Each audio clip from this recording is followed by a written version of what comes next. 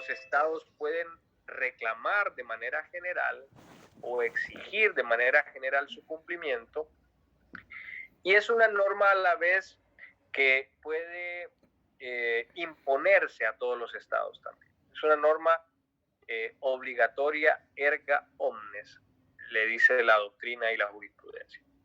Entonces, cuando tenemos un elemento como ese en un ordenamiento jurídico que está caracterizado por la voluntariedad del sujeto que regula, definitivamente encontramos un avance político, un avance en cuanto a la madurez de la soberanía de los estados. Porque sin ella, o si no tuviésemos esa resolución, o no consideráramos esa resolución como el punto de referencia de las normas de ius cogens, estaríamos en un ordenamiento jurídico que tiene como principal modo de operar o forma o causa, objeto de su operatividad, la voluntariedad. Y eso definitivamente deja muy, vamos a decir, al albedrío de los estados o del sujeto internacional que regula el futuro del ordenamiento jurídico. Y no puede un ordenamiento jurídico vivir totalmente en esa anarquía. Debe de existir un sentido, una imperatividad de por medio para que el ordenamiento jurídico sea considerado, vamos a decir, viable, válido. No quiere decir que hasta que 1970 fuera el momento del surgimiento de esas normas de ius cogens o el lugar de referencia de esas normas de ius cogens, no quiere decir que el ordenamiento jurídico fuera fallido antes o que el ordenamiento jurídico no existiera antes. Lo que quiere decir es que carecía en parte de esa obligatoriedad imperativa, y al carecer de esa imperatividad, de esos principios estructurales, entonces el poder estaba aún más descentralizado. La buena fe tenía un valor mayor, una importancia más acentuada, más relevante. Siendo que el ordenamiento jurídico por sí mismo está sostenido en esa buena fe desde su nacimiento hasta la fecha, eso no es necesariamente un inconveniente o no es necesariamente un problema, es una realidad del ordenamiento jurídico que estudiamos. Y esa realidad es más notoria cuando está ausente un principio estructural como el que ya tenemos después de la resolución 2625. Repito, no quiere decir que no funcionaba antes, sino que era más subjetivo o dependía más de la voluntad de los estados su funcionamiento. Ahora, con la resolución 2625, ese funcionamiento tiene una base más sólida, un cimiento más afianzado. Antes de la resolución 2625, funcionaba el derecho internacional público también. Antes de la resolución 2625 tenía sentido el derecho internacional público también. ¿Ya? No me malinterpreten, pero la resolución 2625 lo consolida, lo fortalece, lo argumenta, le da una perspectiva jurídica distinta. Si ustedes me preguntan por qué esos principios estructurales no están en un tratado, no están en un tratado porque los estados no desean que estén en un tratado. Los estados desean que todavía se encuentren en una resolución. Los estados desean que todavía se encuentren plasmados de la manera que están plasmados, mediante principios estructurales previstos en una resolución de la Asamblea General, recogidos o considerados así por la doctrina, que también es una fuente, y por la jurisprudencia, que también es otra fuente. Abogado. Sí. Disculpe, pero en todo caso, pero esta resolución al fin de cuentas siempre es vinculante para Sí. todos los Estados miembros de las Naciones Unidas. No solo de Naciones Unidas, para todos los estados del mundo. Aún no sean miembros. Aunque no sean miembros, sí. Porque el principio estructural es aplicable para el mundo entero, no necesariamente por ser parte de Naciones Unidas, es parte del ordenamiento jurídico internacional público. Naciones Unidas fue el conducto por el cual nació la resolución y por el cual, vamos a decir, se pusieron como puntos de referencia los principios estructurales o normas de jus cogens. Pero el receptor de esos principios estructurales es el ordenamiento jurídico internacional público en general. Vale la pena mencionar que hoy por hoy la gran mayoría de estados del mundo forman parte de Naciones Unidas. Son muy excepcionales los estados que no lo son. Permítanme un segundo.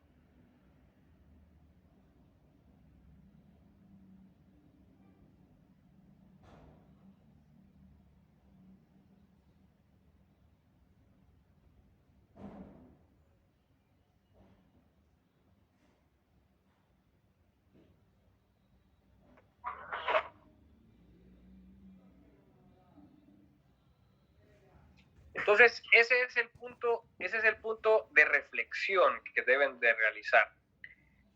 En las clases que hemos impartido, que les he impartido, les he expuesto la realidad de poder descentralizado del derecho internacional público, les he expuesto esa voluntariedad que caracteriza el ordenamiento jurídico que estudiamos, pero con la resolución 2625 le vengo a poner una excepción a esa descentralización de poder y a esa voluntariedad del derecho internacional. Entonces les decía, ¿por qué no está en una norma internacional? Porque los estados no desean que así ocurra todavía. Hubo un intento con el Tratado de Responsabilidad Internacional de los Estados de incluir dentro del texto del tratado las normas de jus cogens como los delitos graves del derecho internacional público. Allí, en ese intento, es donde iba a incluirse, vamos a decir, estos principios estructurales como norma jurídica en un tratado. Pero, como suele ocurrir en el derecho internacional, el tratado nace como algo perfecto, el tratado nace como una escultura artística y luego los estados, cuando empiezan a discutir el tratado, van lacerando el contenido del tratado. Y esa lima de esa escultura genera lo que al final es el tratado definitivo o el texto definitivo del tratado, que suele no tener todo aquel contenido que tenía en el documento inicial. Eso es justamente lo que ocurre con el documento de responsabilidad internacional de los estados. Los estados esculpen el documento, presentan a la Asamblea General de Naciones Unidas un documento que incluso preveía los principios estructurales o las normas de jus cogens, las consideraban como aquellos hechos cuya violación, aquellos fenómenos cuya violación consistieran o implicaran una violación grave, un delito grave del derecho internacional. Pero una vez discutidos, los estados más poderosos del mundo, los estados más interesados en el Tratado de Responsabilidad Internacional dicen, no queremos que el tratado tenga dentro de su normativa los principios estructurales, porque si los colocamos allí, vamos a poner un punto de referencia convencional en el ordenamiento jurídico del derecho internacional público que no está en nuestro interés que se encuentre previsto todavía de esa forma, a través de ese tipo de fuente.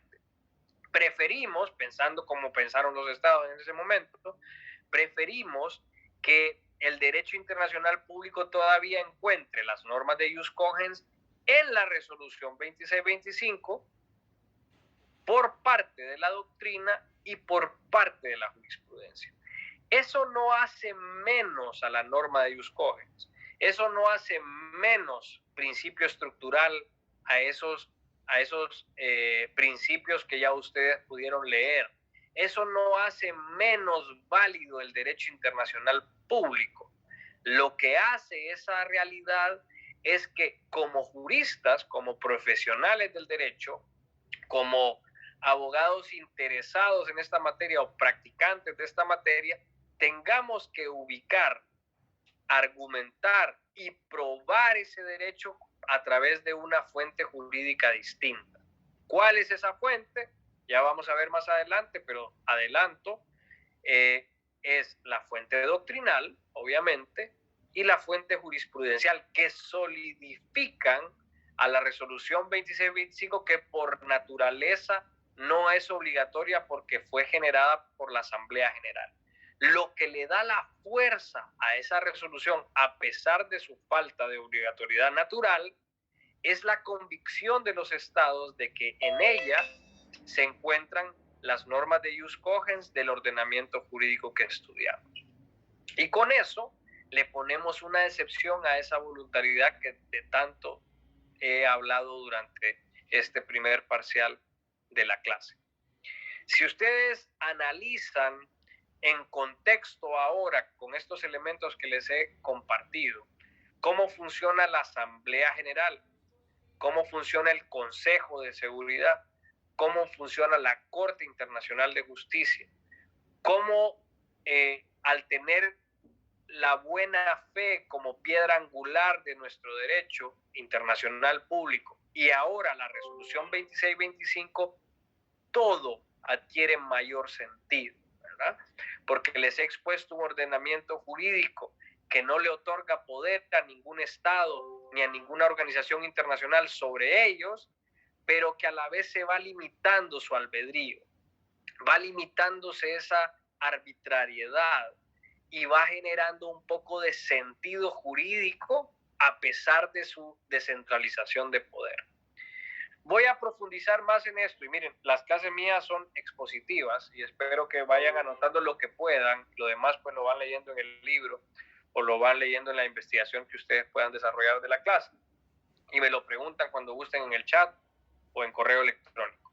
Pero ¿cuándo adquiere aún más sentido el ordenamiento jurídico? Cuando entendemos la otra página del cuaderno del derecho internacional público, que es la política internacional, que son las relaciones internacionales entre estados. Ya no las relaciones jurídicas únicamente, ya no únicamente pensar en el derecho internacional público como ordenamiento, sino que con la otra página de esta materia, tratar de entender que la política internacional, los intereses internacionales de los estados juegan un papel relevante en esa aplicación o uso del derecho internacional público y de sus normas o fuentes de distintas categorías.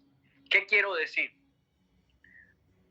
Puede ser que tengamos en una mano un ordenamiento jurídico de poder descentralizado. Vamos a decir que se basa principalmente en la Carta de las Naciones Unidas, en el sistema de Naciones Unidas, en las cartas de las organizaciones internacionales regionales o continentales que también existen, o los sistemas continentales y regionales que también existen a nivel mundial. Tenemos en esa mano también unos tratados como fuente principal, una costumbre como fuente ahora secundaria o menos importante que los tratados, pero siempre relevante porque es la fuente antigua del derecho internacional público. Tenemos un ordenamiento jurídico basado en principios, basado en doctrina y jurisprudencia como fuentes clásicas, todas ellas previstas en el artículo, apúntenlo, 38, párrafo 1 del Estatuto de la Corte. Tenemos un ordenamiento jurídico basado en una prohibición del uso de la fuerza previsto en el artículo 2.4 de la Carta de Naciones Unidas. Y tenemos ahora también un ordenamiento jurídico que prevé la buena fe y más que la buena fe, todo aquello más relevante en una resolución que recoge las normas de ius cogens. Eso lo que tenemos en una mano. Y en la otra mano tenemos un ordenamiento jurídico que debemos de analizar siempre con base en la política internacional de los estados. ¿Y qué quiere decir eso? que los estados pueden tener toda una regulación basada en esas fuentes que les he expuesto y el sistema de poder que tiene el derecho internacional público. Pero no deben de omitir que hay estados militarmente más poderosos, económicamente más poderosos, históricamente más beligerantes o incidentes, y que con eso existen diferencias, no solo la del derecho de veto que está en el Consejo de Seguridad, sino que existen diferencias físicas y económicas, históricas, militares de esos estados, que limitan a cada estado su voluntad soberana. Entonces, esos estados, por ejemplo, Honduras, que es el que más nos puede llegar a interesar, deben de considerar no solo el ordenamiento jurídico en el que se desenvuelven, sino en su capacidad política internacional. Porque el día que Honduras le quiere poner, vamos a decir, una posición jurídica a un estado extranjero, deben de pensar la consecuencia política y económica y militar e histórica que esa posición les puede generar también. Abogado, ¿se puede tomar como ejemplo de ello lo que hizo Honduras también en cuanto a la embajada de Israel? ¿En qué sentido? En cuanto se tomaba en cuenta que una de las razones era también por cuestiones políticas en cuanto a la relación que hay con Estados Unidos. Siempre hay política en todas las decisiones de los estados. Así funcionan los estados, por política. Lo que le quiero decir es que, en efecto, Honduras tiene derecho a abrir una misión diplomática con cualquier estado que desee, pero dependiendo del estado con el que abra esa relación diplomática, por ejemplo, Israel, va a tener consecuencias políticas, ¿verdad? Si Honduras esa relación diplomática la abre con China, o esa relación diplomática la abre con Afganistán, o lo abre con Azerbaiyán, va a tener consecuencias diferentes. Esas consecuencias son políticas. El derecho soberano es un derecho plasmado en el derecho internacional público, previsto en esa resolución 2625 como libre autodeterminación de los pueblos, como la no intervención de los asuntos internos, como la prohibición del uso de la fuerza, como la solución pacífica de controversias, por ejemplo. Pero el efecto político que va a tener esa decisión soberana va a ser diferente dependiendo del estado con el que abra esa misión diplomática. Entonces ahí es donde usted analiza las dos hojas de ese libro de Derecho Internacional Público. Lee el derecho y lee la política internacional al mismo tiempo. Y ahí es cuando usted termina de comprender por qué suceden las cosas en el mundo, y en particular desde una perspectiva incluso jurídica y política, no solamente desde una perspectiva jurídica o política, sino que combinándolas, no separándolas.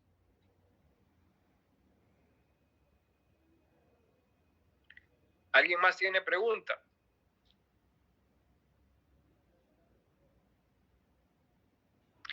Si se fijan en todo este panorama que hemos expuesto en estos días de clase del primer parcial, el sujeto al que me he estado refiriendo con afán es el Estado.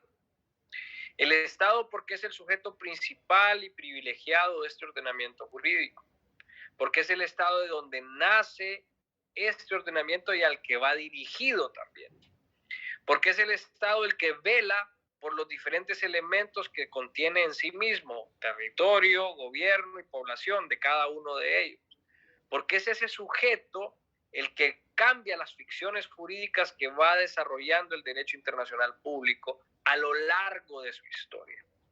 Eso no quiere decir que no existan otros sujetos en el ordenamiento jurídico internacional que estudiamos. Existen organizaciones internacionales, existen ONGs, existen iglesias, existen multinacionales, existen las personas humanas, existen las multilaterales, etcétera. Todos esos sujetos también, vamos a decir, participantes del ordenamiento jurídico internacional público, tienen una subjetividad, tienen una participación, una relevancia pero todos ellos una relevancia distinta que la que tiene el Estado. Y por eso me he referido al sujeto estatal en toda esta primera parte de esta clase, porque es el sujeto que más debemos de percibir y analizar en el ordenamiento jurídico internacional público, sin perjuicio de los demás, sin perjuicio de los demás. Esa subjetividad importante, ese privilegio, esa parte capital del Estado en el ordenamiento jurídico que estudiamos, se plasma en un estatuto jurídico. Un estatuto jurídico que le da derechos y obligaciones al Estado muy particulares, derechos soberanos y obligaciones soberanas al Estado, todas ellas dispersas en el ordenamiento jurídico internacional que estudiamos y que para el día de clase de mañana vamos a empezar a analizar a través de la exposición de las fuentes del derecho internacional, empezando mañana mismo por los tratados. ¿Alguien tiene preguntas? Yo creo que podrían levantar la mano si tuvieran preguntas y la persona que está administrando la clase va a permitirles hablar.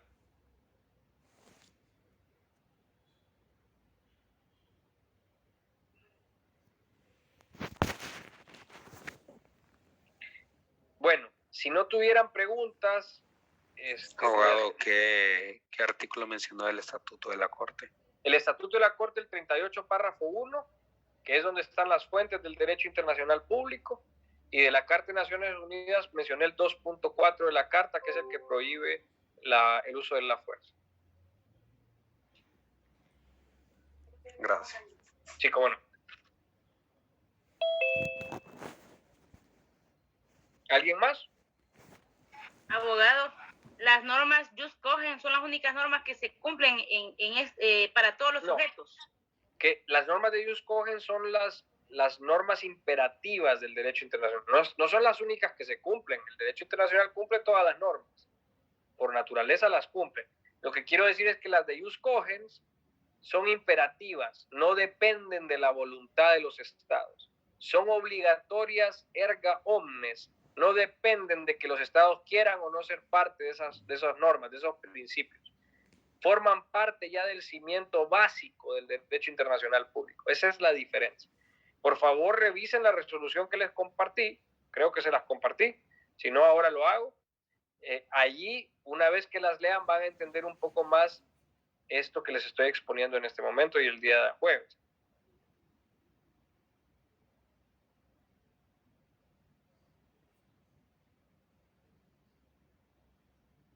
¿Alguien más?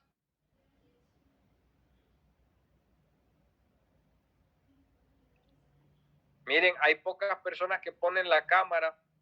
Siempre les voy a pedir que pongan su cámara los que puedan. Yo sé que algunos no tienen chance por el internet o por algún motivo, pero si pueden, por favor, para así irme familiarizando con cada uno y de esa forma impartir mejor la clase. Bueno, ya vamos. Excelente la clase, abogado. Excelente la clase hoy.